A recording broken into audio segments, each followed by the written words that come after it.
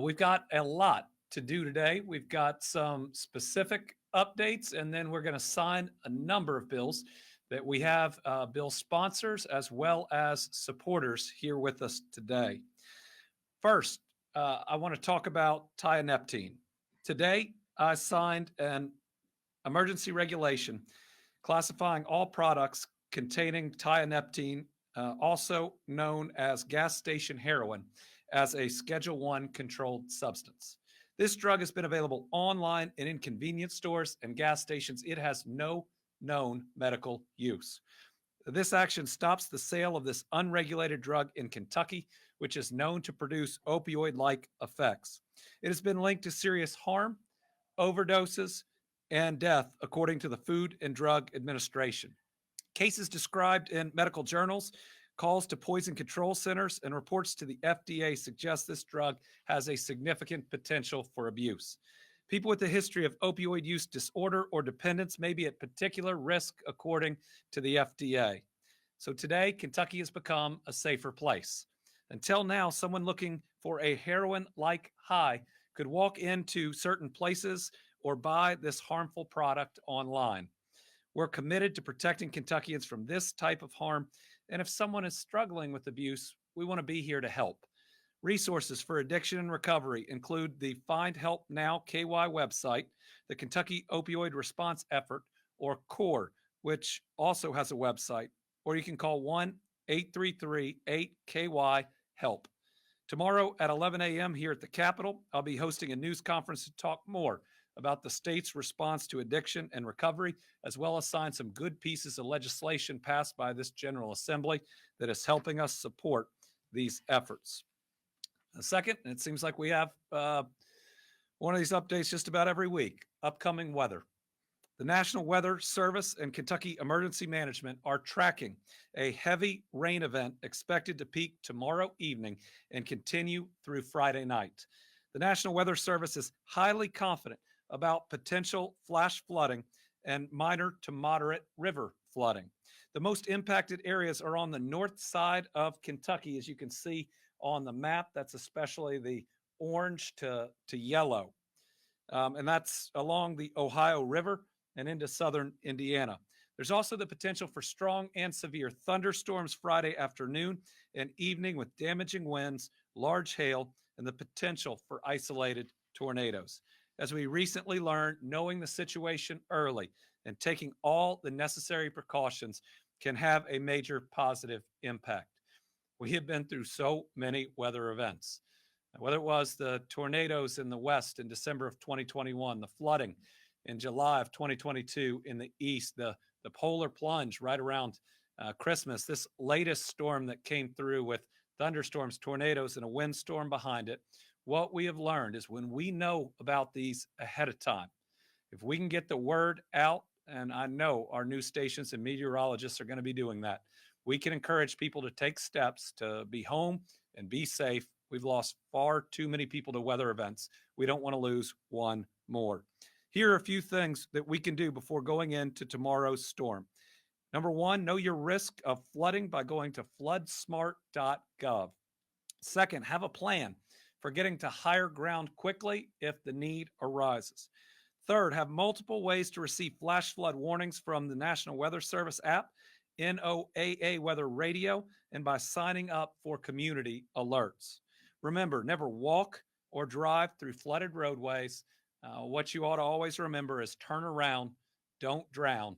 Most of the time that people or cars are swept away, when they looked at it, they thought that it might be fine.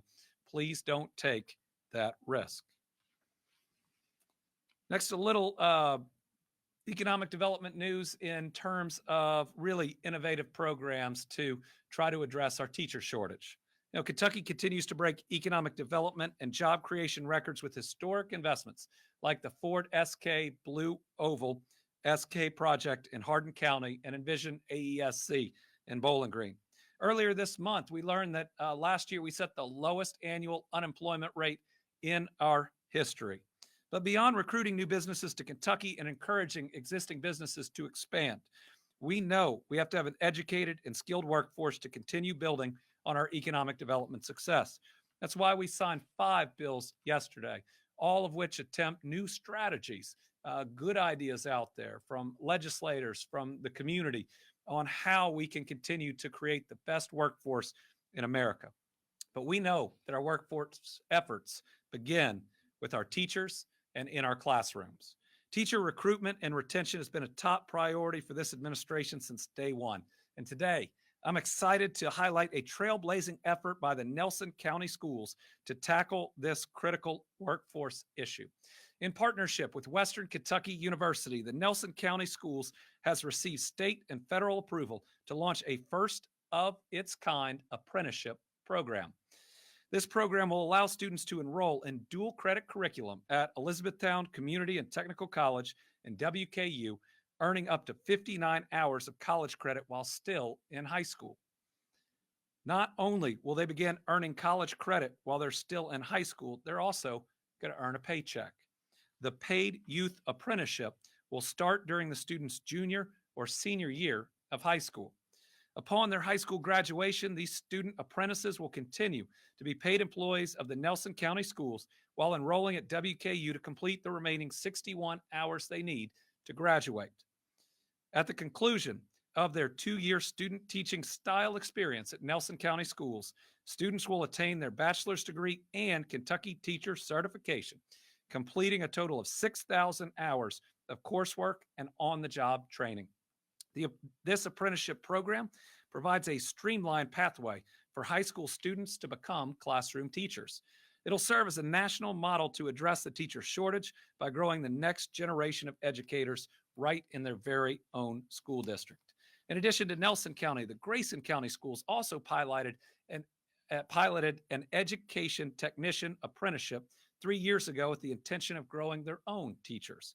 And now they've begun working with WKU to create the same pipeline as Nelson County, attaining credit for prior learning through their family and consumer science pathway. I want to congratulate Nelson County Schools and look forward to witnessing their success and that of Grayson County Schools and other districts in Kentucky and across the nation who adopt this same approach in their own districts. All right, some good news for some of our local governments.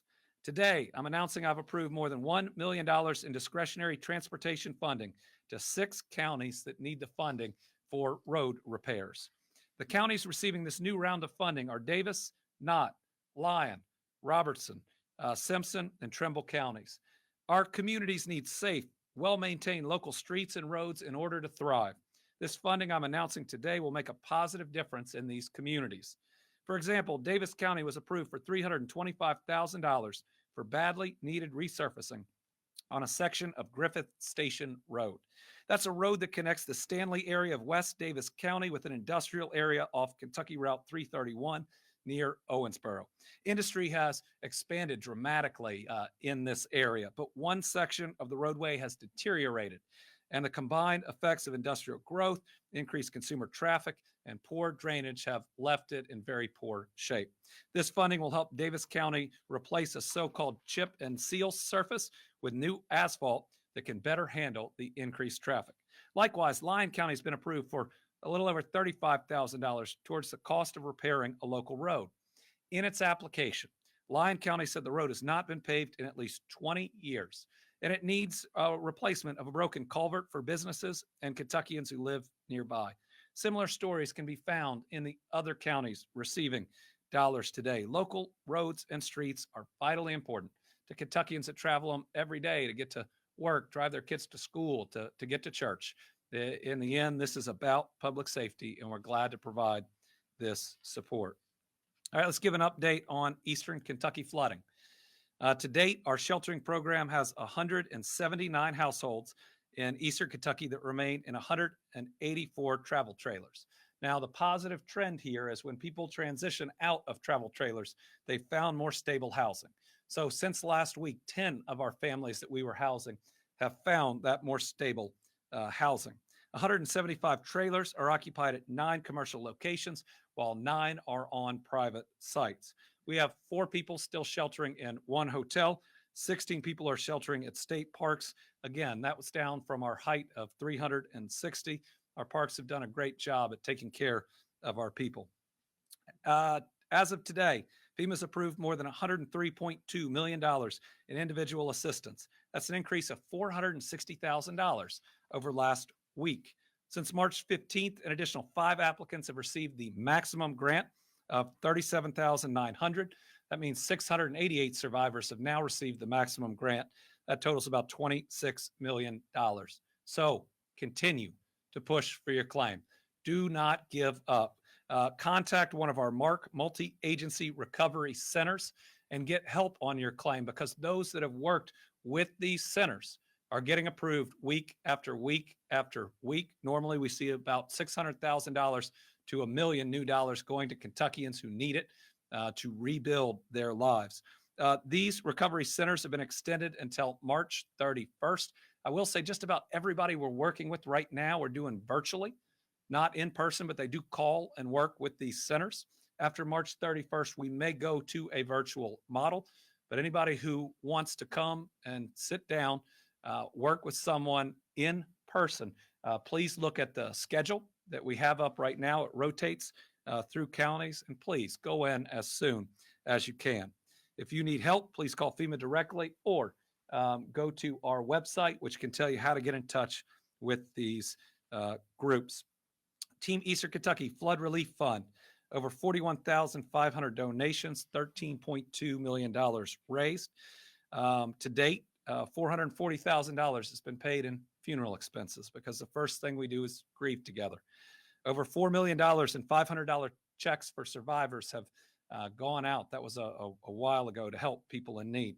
Over $1.1 million has been committed to building new homes and home repair with our nonprofit partners. These are in areas that we found just a couple of plots outside of the floodplain, with the balance going to rebuild homes on the high ground communities that we have announced. I got to visit Letcher County this week to see a concrete pour for a father and his son whose home was destroyed actually, this is one of the homes. Go back. This is a home of a couple that I met the last time I was down there. They told me they were going to move in that Thursday. I actually got to walk through the house of this couple that had lost everything, and here they were back under roof. Really incredible, special folks. After getting a tour, which I appreciated, here we walked just a couple 100 yards down the road where we had this concrete pour for a father and son who right now are in our travel trailers. His son, Jason, got to actually press the button, make that concrete pour go. I never thought that a concrete pour would be a moving experience, but it was. I mean, you could see the hope in this family, and all the other families whose homes are being built in the area really came and rallied around Bill and Jason. So since the last time we've talked, we've increased the amount that we're partnering with Homes, which is this group, and Fahi, which works with them. But just to this effort now, over $1.1 million. But donations are very much needed. We've got a lot of homes we're going to have to rebuild. You can go to Team EKY floodrelieffund.ky.gov. As a reminder, we've announced 2 high ground communities, one in Knott County called Olive Branch, one in Perry County called Skyview. Right now, we have an RFP out for program management expertise. We want to make sure that we do this right, that we bring in experienced folks that have developed communities that can be thoughtful, that we can build the very best in Eastern Kentucky. That RFP closes tomorrow, March 24th at 3:30 p.m. All right, now we'll move on to some bill signings. Today we're going to continue by taking action on several pieces of legislation recently passed by the General Assembly. First, we'll start by signing House Bill 180, sponsored by Representative Kim Moser, who's here with us today. This bill expands healthcare access by requiring health plans to cover biomarker testing recommended by a doctor. Biomarker testing is a way to track the progression of certain diseases, especially tumors. The testing looks for genes that can provide information about the possibility of future cancer diagnosis. The bill is another step forward in our mission to expand healthcare access. That includes on day 3, when I took a step to preserve health care for 100,000 Kentuckians. Just third day on the office. It includes the fact that we're building the first hospital in the West End of Louisville in 150 years right now. That's Norton and Goodwill. It includes the lung cancer screening program in the Kentucky Department for Public Health, the expansion of Medicaid covering a longer period for new moms and their babies, the capping of insulin in the last General Assembly to $30 per 30-day supply, and the relaunch of Connect, which offers healthcare coverage for everyone, especially our children. I believe healthcare is a basic human right, and this bill is going to help a lot of people. I'd invite Representative Moser to come on up and give comments, and then we've got a short video from a group that's going to be doing some of this work. Welcome. Thank you so much. And congratulations. Thank you. Well, thank you, Governor Beshear. Thanks to all of the advocates who have helped us get this really important piece of legislation through. What House Bill 180 does is gets the right treatment at the right time to the right patient. And I know that we've all been touched by cancer here in Kentucky. We have the unfortunate ranking as #1 in lung cancer in the nation, and we seek to change that. We are moving in the right direction. As Governor Beshear noted, we passed the Lung Cancer Screening Act last year, and that is moving us into being able to detect cancers earlier. What this will do is require health insurance companies to cover biomarker testing. That is taking a look at a patient's genetic makeup and being able to see how they will respond to a certain medication. And so this allows us, and some of our healthcare providers, some of our doctors are with us today. Thank you so much for coming down and helping us work through this process. But this allows us to get targeted precision treatment to patients at the right time. This will save money.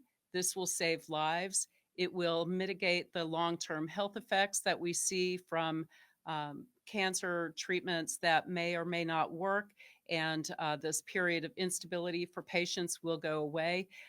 Again, this is an exciting day for Kentucky, and I really thank all of you for your work in moving this forward. And thanks again to Governor Beshear. Thank you.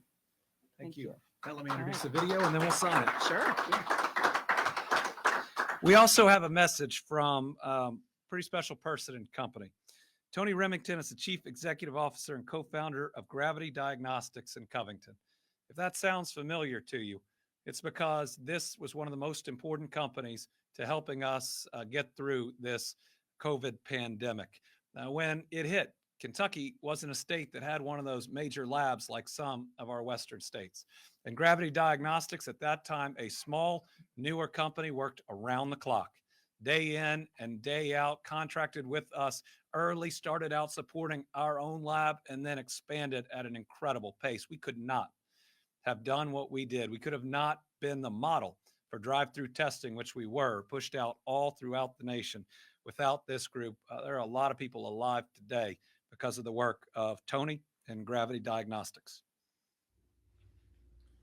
Hello, my name is Tony Remington. I'm the CEO of Gravity Diagnostics, located in Covington, Kentucky. I'm really honored to be able to speak a little bit today on behalf of Bill 180. I first want to thank Governor Beshear and Representative Mosier for allowing me this opportunity. It's greatly appreciated, and I do want to recognize Representative Mosier for all the efforts she put in to get this bill through the legislature. Gravity Diagnostics is a diagnostic laboratory up in Covington, Kentucky. We started the company in 2016 with a real clear vision to provide information to people, healthcare information to people before they needed it or before it was too late. And we have a main emphasis on pharmacogenetics, which is looking at how you metabolize medication. Most people don't realize that over 50% of the population of the United States doesn't metabolize medication the way it was indicated. So the passing of this bill today is a huge step forward for the Commonwealth of Kentucky and for all the Kentuckians to get access to this testing with the appropriate medical necessity before you prescribe the drug, with the ultimate goal to get the drug and the dose right the first time. This is extremely important in the behavioral and mental health space, so we're really excited about where we can go forward, working together to improve healthcare outcomes across the Commonwealth. So again, I just want to thank Governor Beshear and Representative Mosier for allowing me this opportunity, and I look forward to working hard to implement this bill when the times is correct and the time is right. Thank you. All right, we also have members of the American Cancer Society, the Cancer Action Network, the American Lung Association. Have we left anybody out? Well, we have Gravity. Yeah, But- we have St. Elizabeth is represented here, Great. Dr. Gieske.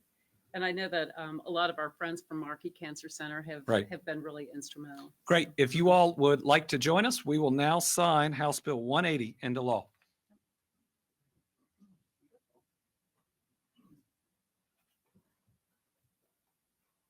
Come on up.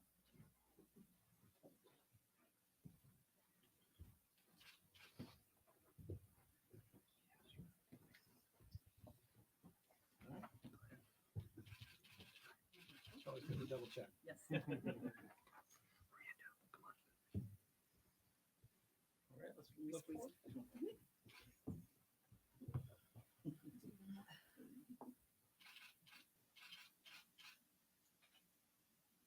All right, and here we go.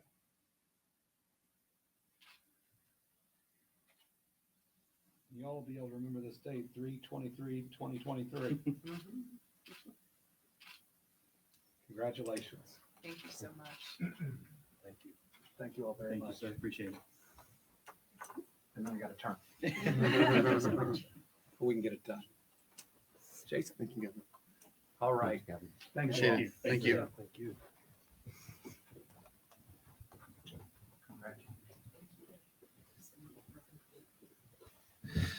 All right, next up is House Bill 146, sponsored by Representative Russell Weber, who could not be with us here today. That bill expands and improves unemployment insurance. The bill increases the coverage period from 12 weeks to 16 weeks. It also requires that people on unemployment insurance be notified of all of the training opportunities and financial aid resources that are available to them so they can get back on their feet. This bill comes on the heels of our great announcement that last year was our lowest annual unemployment rate ever. And last year we set, I think, the lowest monthly unemployment rate ever 4 separate times. My faith teaches me that we're called upon to lift our neighbors up when they're hurting, not kick them when they're down. Unemployment insurance is critical to making that happen. This bill will better support our families during the tough times and help get people back to work quicker and easier. That's good for our families and our economy. This bill does expand the number of weeks that were originally included in House Bill 4, a bill that I vetoed but was ultimately overridden by the General Assembly. Today, this is a step in the right direction. I would encourage continued review, as even with this bill, we're one of the only a handful of states who do not offer up to 26 weeks of unemployment to help our people. We don't want to be a state that provides less help to our people when they are in need as compared to others. With that said, this bill is a step in the right direction, and it's going to help us stay in compliance with the federal government. So I'm going to sign the bill.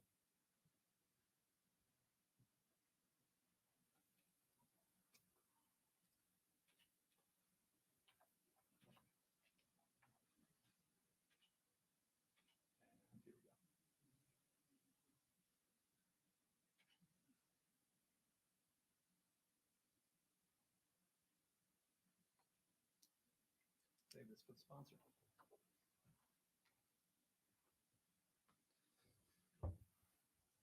Next up is Senate Bill 30, sponsored by Senator Rick Girdler, which protects our consumers from predatory practices when it comes to automatic renewals and continuous service offers. That means when you sign up for that free trial, paid subscription, or membership, companies have to tell you more upfront about what they're charging you and when. And they also have to be more transparent about their cancellation policies and tell you when the terms and conditions change. This is a good consumer protection law. So many of these companies try to prey on people by getting them to sign up for a free trial. And if they don't do something by a certain time, it's a year or a year plus with a whole lot of charges that pile up afterwards. We're doing everything we can right now in a time of high inflation to keep as many dollars in the pockets of our people as possible. This is a very good bill that does that.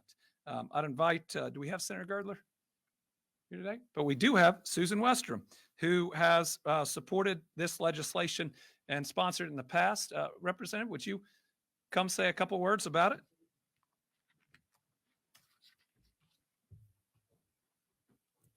Well, it's wonderful to see that Kentucky is protecting our consumers who have unwittingly been charged for renewed subscriptions that they did not renew. This is a hard time for every family in our state. And to think that any industry would take advantage of people and never even be noticed, they're noticed. And I so appreciate this bill being passed. Thank you, Governor. Join me for the sign. I will.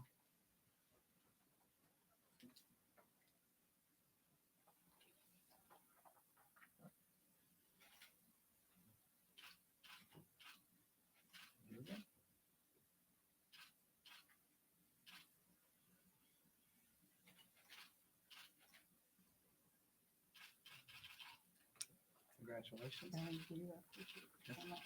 And we'll make sure that the senator gets one too. Thank you. Congratulations. Thank you. All right, next up is Senate Bill 281, sponsored by Senator Jason Howe. This legislation is pretty amazing. It requires at least 50% of our state vehicle fleet to be hybrid or alternative fuel vehicles as we move into the future. What a great bill to have bipartisan support in this General Assembly at a time when we've become the electric vehicle battery production capital of the United States of America. What it ensures is that we are buying and using what we are building. With major investments like Ford and SK Innovation, Envision, AESC, and Ascend Elements, we're not just the EV battery production capital of the United States, we're growing the EV supply chain of the future from the ground up. It's pretty amazing to think right now in Glendale, we're building the world's largest battery plant. And then we're building its twin right next to it. So with so much EV production happening here in Kentucky, we want Kentuckians to be able to reap the benefits. We are on a mission to have a statewide fast charging EV network up around the state by 2025. And we have Senator Howe here today. I don't think he was able to make it, but on his behalf, first of all, thank you. And I will sign the bill.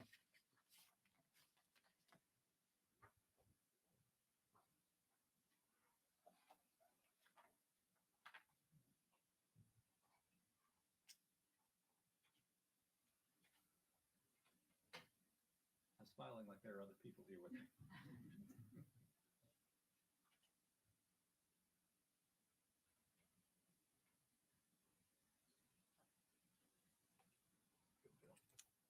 For the Senate.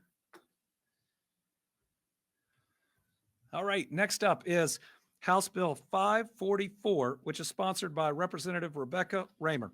This bill ensures that the state is regulating the sale of Delta 8, which was the subject of a 2022 executive order that I put out. Delta 8 contains THC, but at a lower level than marijuana. Prior to the executive order, Delta 8 had been ruled legal, but was not regulated in any way across Kentucky. We did our best through an executive order, but we couldn't do many things in that you can via legislation. So this really good bill codifies the executive order into law, but it does a lot else, establishing a regulatory structure, a minimum age. It's going to protect a number of people out there. And I believe this structure can potentially be a great template for ultimate medical cannabis. We want Kentuckians to have access to the resources they need for relief, but they have to be able to do it safely. Representative, would you like to say a few words on this great bill? Well, thank you, Governor Beshear, and I'm very happy to be here today to witness the signing of House Bill 544. With the legalization of hemp, there emerged products that many had not anticipated. Delta 8, 9, and 10 THC are all naturally occurring in hemp, but at low levels. And through this chemical processing, producers are able to extract higher levels of THC, enough so that they are intoxicating, and the process, if not done appropriately, can leave dangerous byproducts behind. This is a market that we can just no longer let go unchecked and unregulated. Up till now, it's been legal for minors to purchase these products, and we've heard from numerous school systems across the state about how prevalent and how problematic these products have become in the schools. So what House Bill 544 will do, like he said, is it's going to make it illegal for anybody under the age of 21 to purchase. It's going to require it to be behind the counter or in a secure cabinet. It's going to require labeling and batch testing to look for those dangerous residuals that could be left behind. I want to thank a great leadership team that was supportive of this bill, and my colleagues in the House and Senate for voting unanimously for it. And I thank Governor Beshear again for signing this important piece of legislation today. This is your first bill. It is. All right. And, Yes. and everybody, this is Representative Raymer's very first bill passage. Let's make it law. That's an important one. It's the first one.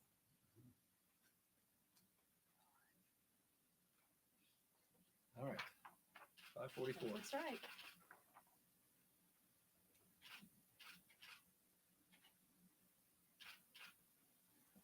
Here we go.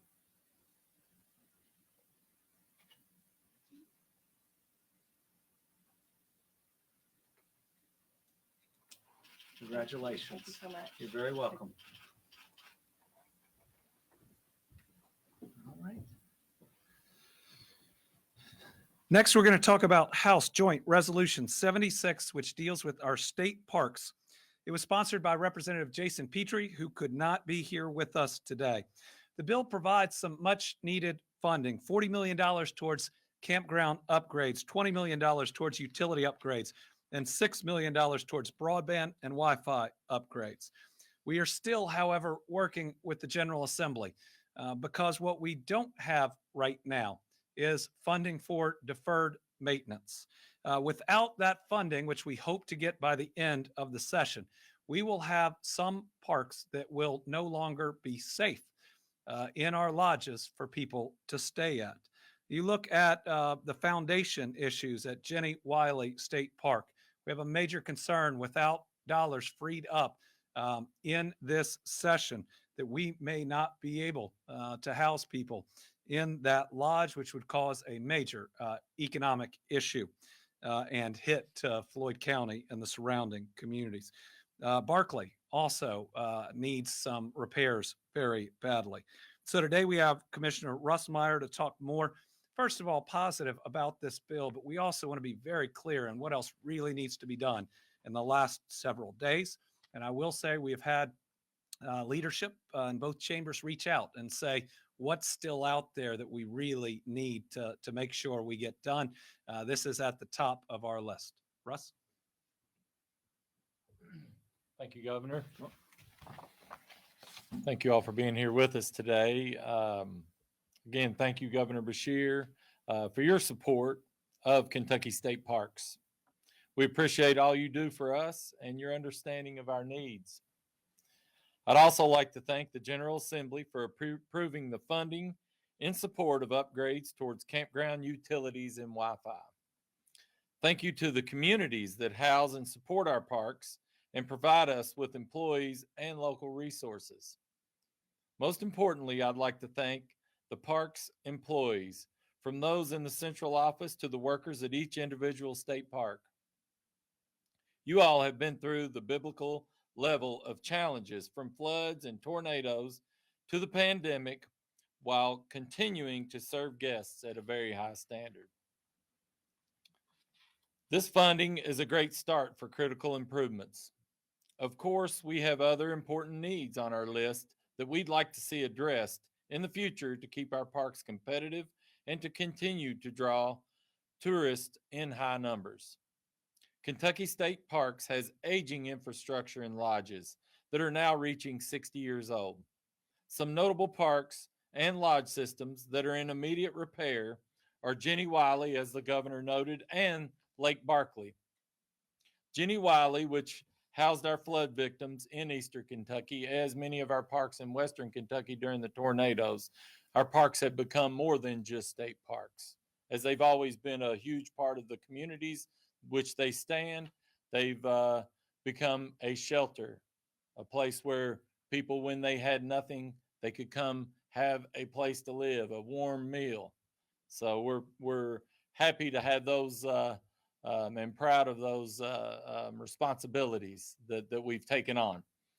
Jenny Wiley currently, as the governor mentioned, does have structural and geotech issues in many of the areas of that lodge. In fact, the A wing of that lodge is currently shut down due to those issues.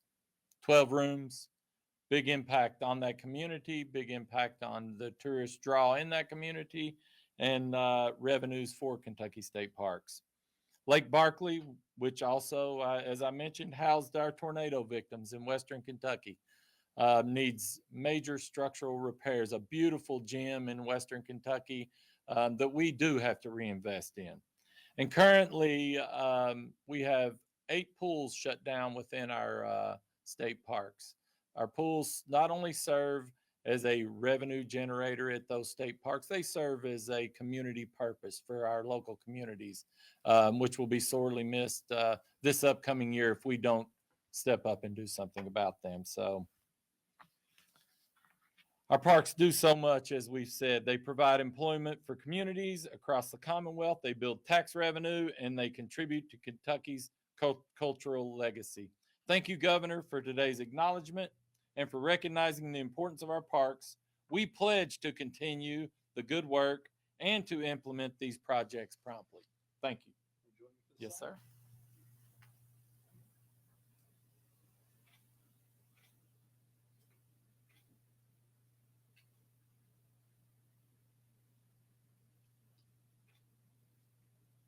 All right.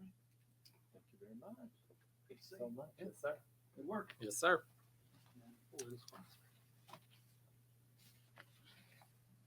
Now I got to figure out who's Yeah. There we go. There we go. Thank you. Oh, you took a couple of my pages though. There you go. There you go. One more. One more. Taking them all. Oh. Finally, but an absolute critical one, and what a good one to end on. We have Senate Joint Resolution 58, sponsored by Senator Stephen West, which designates the route from Camp 11 Nelson in Jessamine County to the Kentucky-Ohio border at Mays Lick as the Brigadier General Charles Young Memorial Historical Corridor. We'll also be setting up signs along the corridor to promote attractions and historically significant locations about Brigadier General Charles Young. General Young, who until about a year ago was referred to as Colonel Young, was a U.S. Army officer born to enslaved parents in Mays Lick, Kentucky in 1864. He went on to serve as the first Black American attaché to a foreign country. He also spoke multiple languages, played multiple instruments. At the time of his retirement, he was a colonel. At that time, the highest rank attained by an African American in the Army, but he was a hero whose actions merited so much more. Because of the times he lived in, the prejudice and the discrimination, he was not promoted to general, which he had more than earned. So in February 2020, I posthumously promoted Colonel Charles Young to the honorary rank of Brigadier General in our National Guard in the Commonwealth of Kentucky. And in February of 2021, I sent a letter to President Biden encouraging him to promote Young in the U.S. Army. In November of that year, it happened. And in April 2022, a promotion ceremony was held at the U.S. Military Academy at West Point, where Young had been a third Black graduate. It was the right thing to do. I was proud to do it. And now I'm proud to work with the General Assembly, the Transportation Cabinet, and the Tourism Cabinet to continue to honor Brigadier General Charles Young with this corridor so that everyone that passes through will know the name of Charles Young. So first, we're going to hear from the bill sponsor, Senator Stephen West. Then we're going to hear from Rodney Bennett from the Mason County Brigadier General Charles Young Cabin Committee. And then our Deputy Justice Cabinet Secretary, the person who first mentioned the need to get this done to me probably 6 years ago, Keith Jackson.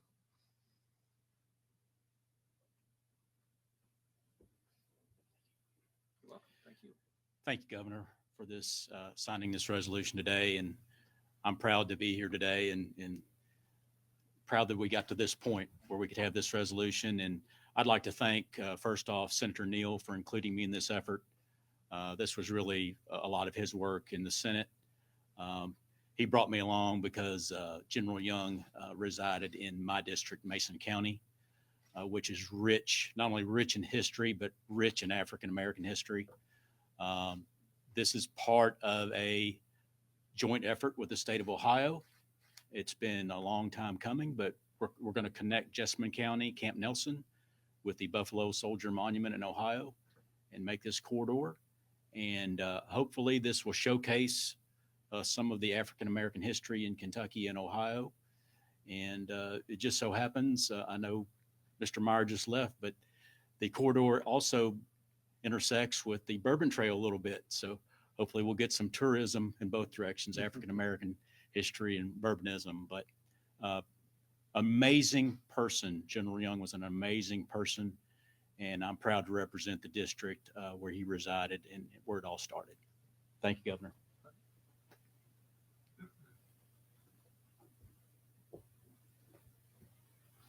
First of all, let me say thank you, Governor, for your quintessential leadership and certainly for supporting such a very important initiative. On behalf of so many that have worked to bring this collaboration together, we thank Senator Neal, of course, and we certainly thank our representative from that respective area. And on behalf of Mr. Charles Blanchard, the Coalition of Black Veterans Organization, Second Baptist Church in Mayslick, Kentucky, where the family of Brigadier General Charles Young attended while his family resided there. And of course, the Mason County Cabin Committee, as well as the members of Omega Psi Phi fraternity. It's a great day to be alive, folks, when we have an opportunity to recognize this great legacy and the wonderful contributions that will occur from this corridor. This corridor would not only highlight the importance and significance of African American history, but African American history is American history. And so it will serve as a catalyst to bring forth those tourism, to bring forth opportunities within this area, to once again, as the governor said, to champion the wonderful work and the wonderful life that this gentleman led, that shows us that teamwork truly makes the dream work. And so as we continue to look at this opportunity, let us ever be so mindful that in order to bring about change, we must affect change in a positive way. I believe this is a step in that direction. And certainly we are blessed, and we thank the governor for his continued leadership.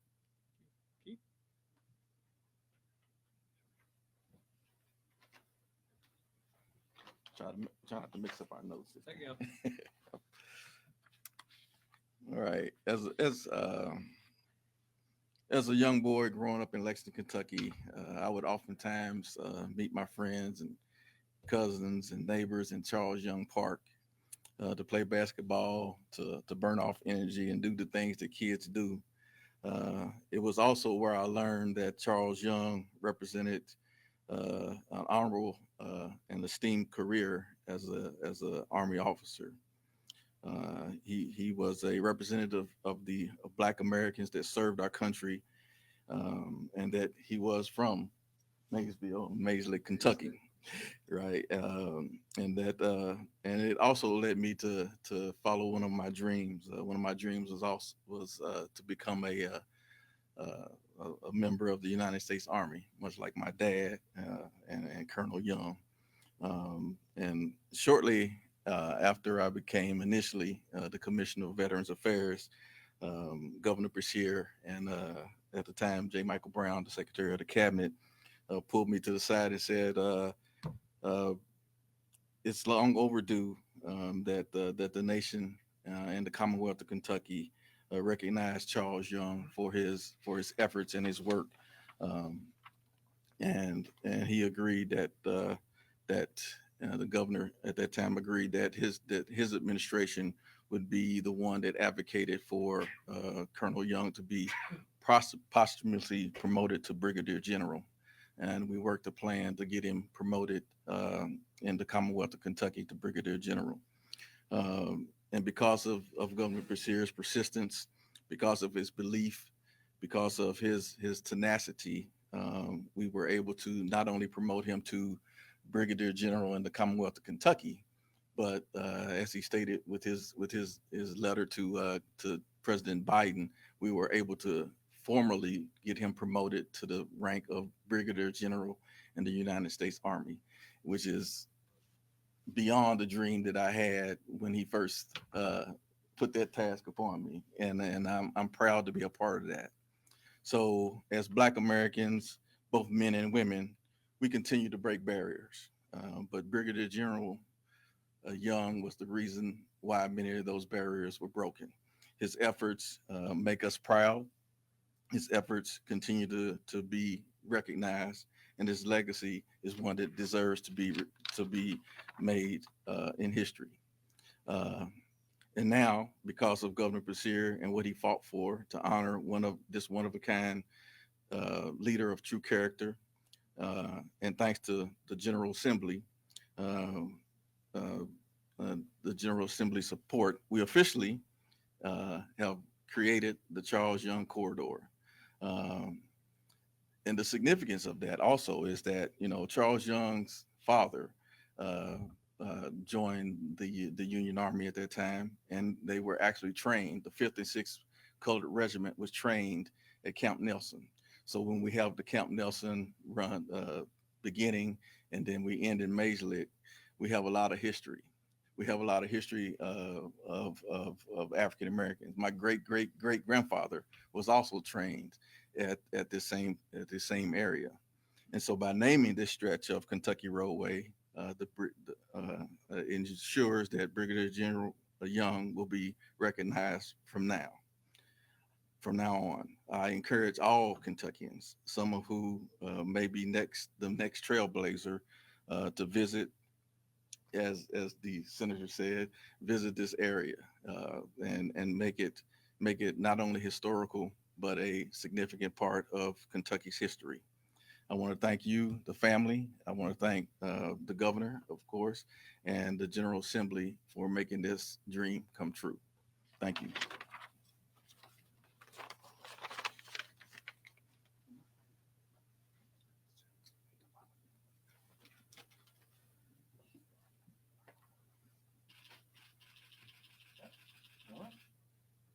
I'm now going to sign it up.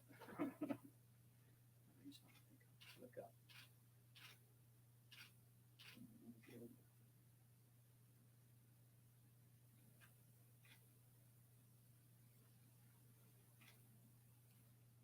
Congratulations. Thank you, sir.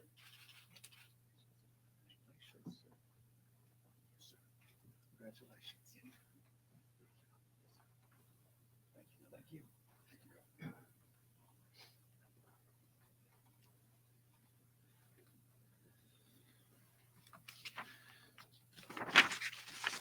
All right, very briefly, this week's COVID incident rate is slightly lower than last week's. Over the past 4 weeks, COVID-19 case incidence has decreased.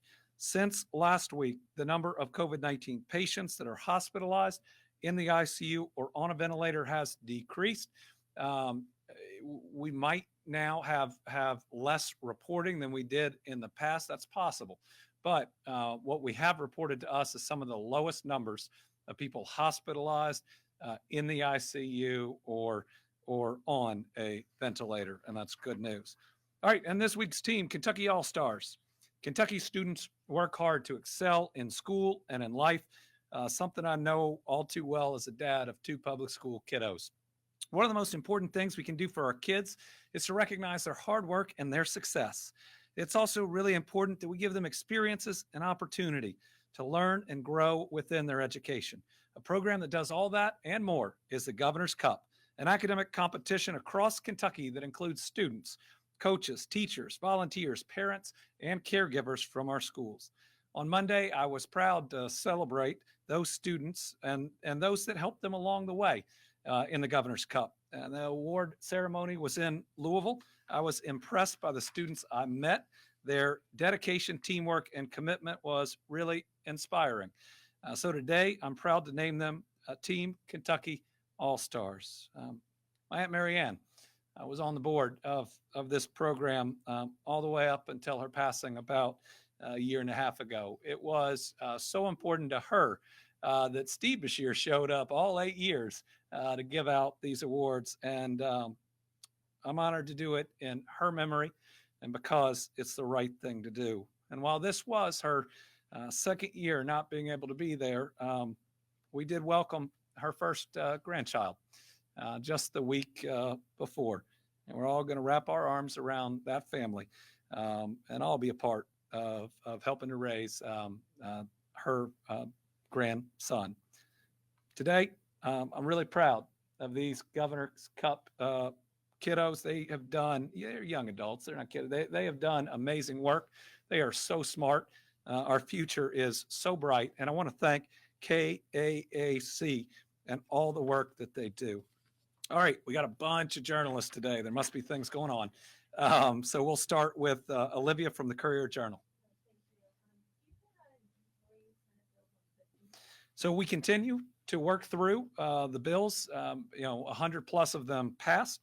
And while I haven't thus far signed, vetoed, or let lapse Senate Bill 150, I think I've been clear on how I feel about it.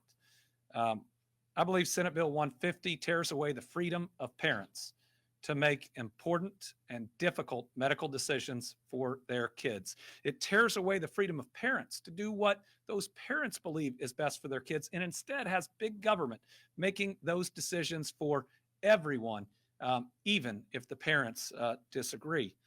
The other thing I believe is that sadly it's going to cause an increase in teen suicide here in Kentucky.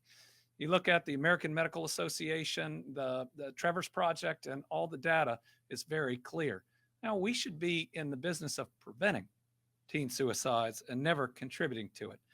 And the last thing I'd say is I can't imagine ever treating a coworker like this General Assembly has treated Karen Berg. She lost her son for this very reason by suicide right before this session. And they pushed through this bill with her sobbing right there. That just shows a total lack of compassion, and it's really wrong. Tom. Thank you, Governor. I want to ask you about the gas station heroin that you mentioned there. And are you going to, can you tell me how many other states have enacted similar regulations to this, and if you're going to seek federal regulation on it too to make it universal? So we'll have to get you the number of states that have made the same steps towards what they call gas station heroin. Certainly the FDA has been really clear on how dangerous it is. I think they were very public about it in their releases in this last month, and of significant concern with everything they say that it can cause. The FDA, that it was still just out there, being able to be purchased online or otherwise. And, this happens unfortunately when synthetics first came out. They were sold in gas stations, and their impacts on people can be really harmful. You'd look at the different synthetic heroines that would come out, the analogs that we called them, and we used to have to update our schedule to include those, and that used to take an act of the General Assembly. So what this is our ability, thanks to the General Assembly, to keep up with some of these really harmful drugs that come out, but have to be moved onto that schedule here in Kentucky. Carolina. Governor, can you explain your decision on House Bill 538, the student discipline bill? Yeah, the student discipline bill was a bill about trying to ensure that those that pose a significant and serious potential for harm to a school aren't immediately back in that school. We have a number of principals and administrators that have worked very hard on what that decision calculus is, because that's required under a bill that the administrators look at and have to ultimately believe the conduct reaches a certain level. So in the end, I think it's one bill that really comes down to school safety at a time when we've seen some really scary incidents across the country. Now, this is one that I believe, if carried out appropriately, can hopefully intervene before some of those things happen. Phil Pendleton. Governor, do you know what you're going to do about Senate Bill 5 at this point? Remind the numbers all come. The parental rights bill, the bill that would allow materials. Yeah. And things of that nature. So Senate Bill 5 haven't reached, but it sets up a process for people to object to different material. It may be, for instance, in a school library. Most all school districts already have a process. So we'll be looking at it as the bill itself and in light of what it does or does not change. Mark. At the beginning of the session, Senate and House leadership said it would be a slow session focused on cleaning up bills from 2022. And then suddenly they passed Senate Bill 150. Why do you think the push for this legislation is happening now? And where do you think the push for this legislation comes from this session? Well, short sessions are supposed to be about cleanups, a couple pieces of legislation. Remember, we used to just have one session every other year. And the design of this was, sometimes you've got drafting errors, unforeseen consequences, some extra things that you have to budget for potentially. That's what this short session was supposed to be about. And that's not what this one was about. You look at the number of bills that were passed and the way that they were passed. I think a record number of shell bills, or what they call mules, that were brought into a committee hearing. Maybe they were one word and 140 pages are dropped. There's not even a timeout to read it or read part of it. And people are forced to vote on something they've never seen, they've never read, and somebody's just up there that wants to pass it, telling them what's inside of it. And then often rushed to the floor in a matter of hours, where other legislators that have been in hearings don't have a chance to read it. I hope every Kentuckian would agree with me that we shouldn't have a process where legislators vote on something they haven't read. And I hope all Kentuckians believe that they should have the time to read something and to show up and to be heard on it. Certainly the way that 150 was passed at the end excluded the public. An unannounced committee hearing announced right at the end, a big substitute that people didn't have a time to read, and then immediately to the floor right after that. Put any bill in that place. And that process is a lot more like the sewer bill from years ago than it should be. I can't tell you what's in people's hearts when they're passing something like this bill. What I can tell you is I believe all children are children of God. And this bill, according to the American Medical Association, according to Trevor's project, is going to result in increased teen suicide. We ought to be in the suicide prevention business, never doing something that causes it. And I'm a parent. I mean, tearing away the rights of a parent to make medical decisions, complicated medical decisions about their kids, and in many ways turning teachers and administrators into investigators that have to listen to how kids refer to themselves or others, and then potentially confront parents and others about it. This session, we could have been lifting people up. We could have been doing teacher pay when we're 44th in teacher pay. Unfortunately, it went a different direction. Okay, we got 3 on the line. We'll start with Tessa Duvall. Hi, Governor. Thank you. I believe this may be building off the question that you were just asked, but we've seen following the legislative session, which has been very focused on LGBTQ issues, specifically around trans kids. We've seen that a drag show in Eastern Kentucky this weekend has been canceled. There are concerns around safety around a drag queen story time in Louisville. And on top of that, your education commissioner has also talked about this terrifying legislation, calling it sweeping and harmful. Just wondered if you had like a general reaction to, these events that are being canceled and the legislature's focus on LGBTQ issues.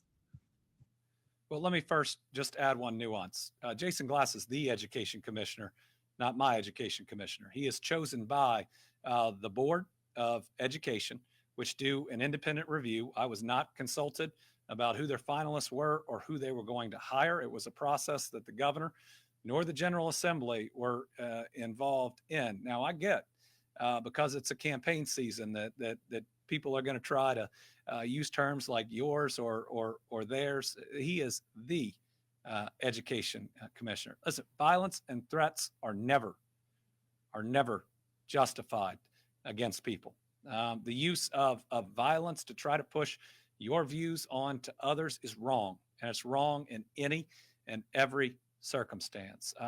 Calling people or writing to them saying that you are going to cause them harm because they're different than you. Listen, my faith tells me that that's absolutely wrong. Now, I believe in a loving God. I believe in a Savior who told us that our number one mission was to love our God as ourselves and love our neighbors, every single one of them, no ifs, ands, or buts. So these threats are wrong. People need to stop it. In many instances, they are illegal as well. You are not allowed to threaten the life of another human being. That is against the law, and there is no excuse. Melissa Patrick, Kentucky Health News. Hi, Governor. So, Senate bill, your regulation to expand Medicaid benefits for dental, hearing, and vision deficient. I'm curious, is there anything else you can do to maintain these benefits? What can be done? Yes, I believe a new regulation will allow for the continuation of vision, dental, and hearing benefits. The expansion of those benefits, the funding coming from the federal government is an executive branch function, but even at the hearing, I believe it was one of the legislators said it looks like you'll need a new regulation. This is a no-brainer, right? This is what gets people back to work. Now, there's a study that talks about over 100 million work hours lost due to dental, emergency dental procedures that if you have coverage, you avoid. There's studies out there about the number of people that can't go to work because we don't cover getting them a pair of glasses.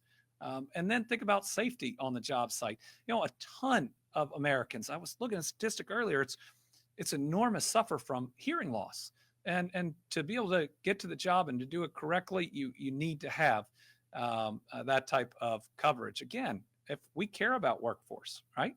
Let's take the basic steps to get more people healthy enough to work. Josh James. Hi, Governor. Thank you. See if I can squeeze in a couple quick questions. This may not be huge on your radar at this point, but have you had much contact with bankers in Kentucky regarding the security of banking systems in the state, given the shakiness of the industry right now? And if so, how comfortable are you with the assurances you're hearing? And by the way, on that weather event, could you put it in context as to how serious it could be? Should communities expect outages, anything like the storms and windstorm we just saw?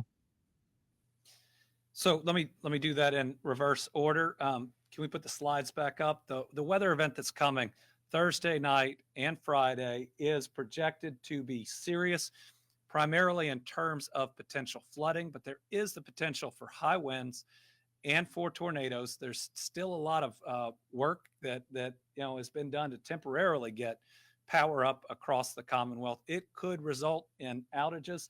How widespread they are, you never know until you are in the midst of them.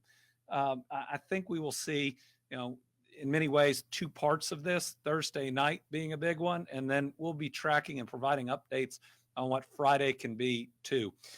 Do remember that we are projecting the potential for significant hail. So bring your cars inside, bring your pets inside, just plan and be careful. But certainly we are not projecting, because when you look at how much of it's hitting the state, that thunderstorm, tornado, windstorm hit the whole state. The whole state. It actually, thankfully, was not as bad in the east as it was everywhere else. This one is only really hitting part of our state in the highest level of severity. The bankers that I've talked to in Kentucky believe, and I believe, that their banks are solid and solvent. The biggest threat to our banking industry, though, is panic. Is people running to a bank not believing that it is solid and that it is solvent. And if there are those types of runs, what happens is the banks then have to focus just on individual accounts, which again, up to $250,000 are already covered by the FDIC. But if there is panic, it may leave less capital for these banks to make loans, and those are homes and cars and economic development and the rest. So what's really important as Kentuckians is we know we don't have a bank like the Silicon Valley Bank in Kentucky. The banks that we have operate very differently, most all of which are regulated by the federal government or the state. And I have confidence in our banks. People should have confidence in their banks, and nobody should panic, because people panicking, I believe, is the only threat that our banks here in Kentucky face, and the only way that we could harm our own deposits. So this one is going to be okay. It's going to reverberate in the stock market for a while, but if you have your money in a Kentucky bank, it should be safe. Thank you all very much.